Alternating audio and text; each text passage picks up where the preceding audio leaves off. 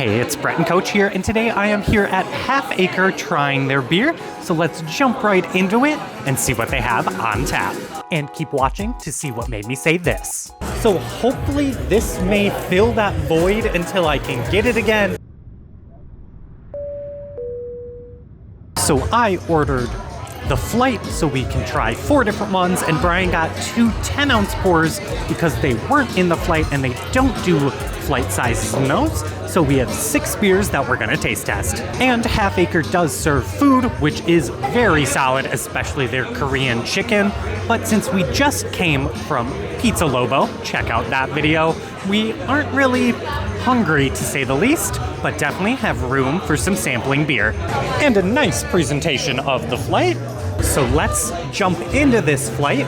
To start off, we have Skipjack, which is an XPA. Not sure what an XPA is. Editor me, jump in and let me know. It's at 4.5% and it has tropical notes, things like guava, peach, and grass. Okay, I can smell the tropical hoppy notes of it. It's a little too bitter for me. I do enjoy it. I'd probably give it a 7. I do like the clarity of it. Next up is Beer Hates Astronauts, which is a 7.8%. And it has notes of overripe fruit, citrus, and peach gummy rings. So that's exciting. I love peach gummy rings for candy. So hopefully it's really reminiscent of that. It has a subtle peach gummy ring scent to it, but it's not overpowering. That's an IPA for sure. Very hoppy, very bitter. I think Brian's gonna like this a lot more. I'd probably give this a 6. It's a little malorty. But moving on to the Fountain Mountain Hazy, which is a double IPA at 8%, with notes of tangerine citrus, papaya, and tropical smoothie. I think this is my favorite one so far. A lot more subtle when it comes to the hop notes. A lot more smoother, and it does have a nice little haze to it that I enjoy. I would probably give this a 7.5. And then this is Drip Castle, an 8% West Coast IPA with notes of 4-berry pie and pine. And it says it's very boozy on the flavor. I think this one smells the best out of all of them so far. And I think this one drinks the best. I would give this probably an 8 to give it the top spot. The smoothest of them all. I don't get boozy from it, or at least more than some of the other ones. I think this is the winner out of the flight. So to try Brian's 2 before we switch and let him try everything, this is Space in India Pale Ale, and it's at 6.6%. Doesn't have the biggest notes for scent. Really smooth. I could see this being very enjoyable for a lot of people. It's not overly bitter by any means, and it's not too intense as an IPA, so I think it would be a crowd pleaser for sure. Similarly to Space, this is Deep Space, which is a triple IPA, and this is at 10%, so a little bit on the boozier side compared to the Space at 6.6. This one is a little bit stronger, more of a boozy flavor. I wouldn't describe it as like a super intense flavor either, but this is definitely older sibling versus Space being younger sibling. I like that too. I'd probably give that a 7.5. So let's actually throw it over to Brian so he can try my flight and the 2 Spaces as well. First up for me is the Skipjack. Taste the fruit in that a little bit. It's not super strong, quite smooth. It's a bit different because it doesn't have the bitter taste of some IPAs. I'm gonna give that one a 7. Beer Hates Astronauts. Bit more bitter, still nice and smooth. Not quite as a fan of that one as the other one. I'll do a 6.5 on that one. Next up is Fountain Mountain Haze. I do like hazy, so I'm looking forward to this one.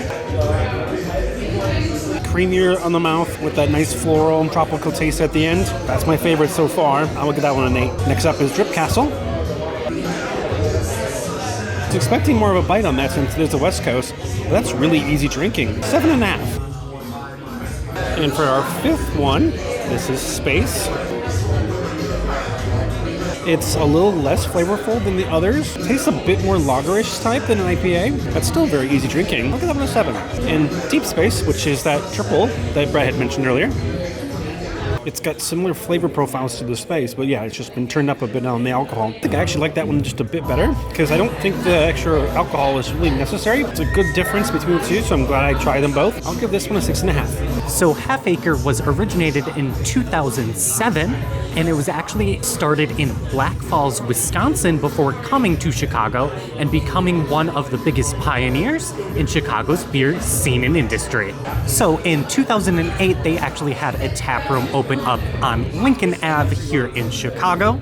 And in 2009, they brewed arguably what they're most well known for, Daisy Cutter. So in 2013, they actually outgrew their space because the community was just so supporting them. So they moved here into Andersonville, or slightly west of, and opened up the taproom that we're currently in. They brew things on site as well, and they have over 100 employees in their brewing section as well as the restaurant section combined. So they're definitely a great way to support the community and give locals jobs in the beer scene. When it comes to the goal of Half Acre, they want consistently good beers with quality ingredients. So every time you open one, you'll be impressed and love the taste and wanting more. And if you're looking for more information like all of my videos, click the link below in the description to go directly to the website so you can learn all the information that you need to as well. And they'll have links to all their socials if you wanted to see those, including the hours of the tap room. We are currently seating in the main bar area, but they do have a really nice patio outside during the summer months. It is a little bit rainy and chilly, so I don't think it's quite open. And with my flight wrapping up, I think we're gonna get one more and then call it good. And for my last pour here at Half Acre, I decided to go with one of their flagships. This is Green Torch, which is a lime lager. I'm really just hoping that it's similar to Lime Boat Shoes by Beguile, because arguably that's my favorite beer ever. So hopefully this may fill that void until I can get it again at Mayfestiversary coming up. It does have a nice lime scent to it, so I'm hopeful. It's good. Lime Boat Shoes is still better. It doesn't have as strong of a lime flavor, but it's still really nice and drinkable, super refreshing. I'm glad that it actually follows through on the lime flavor, because I've had other beers that said lime flavored or lime added and it doesn't stack up. Really can't taste it, but you really can in Green Torch. So that's much appreciated. I would say a little sweet, a little sour, a lot drinkable. I'd probably give this an 8, and I think this is my favorite thing that I've had from them tonight. So this is Benthic, their version of a barrel-aged stout. So think Beguile's Imperial Pajamas, Toppling Goliath's KBBS, or even Goose Island's Bourbon County Stout. It smells soy saucy. If you've seen the channel, you know what that means. I believe it's flavored with coffee and coconut as well.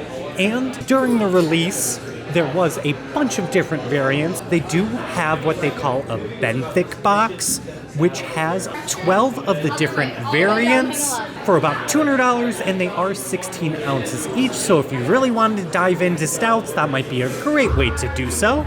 Let's actually try it. Again, this is the original Benthic, not any of the variants. It's a flavor that definitely develops as you drink it. At first, it's just overwhelmingly stout, but then it gets a little bit more creamy, and then the coffee kicks in a little closer to the end. I don't know if I would have more than just 1 or 2 sips, because it is very thick, soy saucy, almost savory. Do I like it? Yes. Is it my favorite stout ever? No, but I would still give this a 6.5. My go at Benthic here from Half Acre. This does come in at 13.6%, so quite a heavy amount.